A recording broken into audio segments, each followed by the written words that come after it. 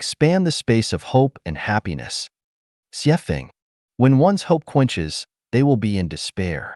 Once one is in despair, a life of joy and happiness also goes away.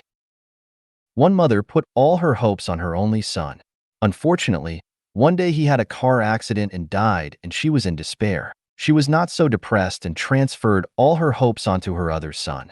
Unfortunately, when she was getting old, the other son died of an illness, and so she too was sad and in deep despair.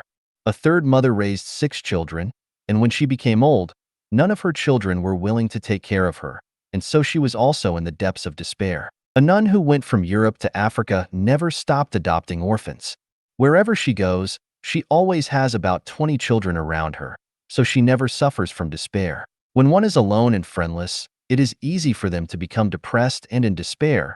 But why will you become alone and friendless when the world is so big and there are so many people? Who has caused you to be alone and friendless? It is yourself and your narrow-mindedness. When we put all our hopes on marriage and a traditional family, once it breaks apart and we separate from our family members, we are doomed to suffer loneliness. However, if we do not put our hopes on marriage and a traditional family, but on trust in the greatest creator, the well-being of humanity, and the way towards paradise, will we still feel lonely? Therefore, loneliness and despair are not issues of reality, but issues of one's consciousness. One who is narrow-minded, selfish, and only treat his or her bloodkin as family, and one who has only put his or her hopes on a small range of people will most definitely suffer from loneliness and despair. The intention of getting married is also a misdirection of in thinking.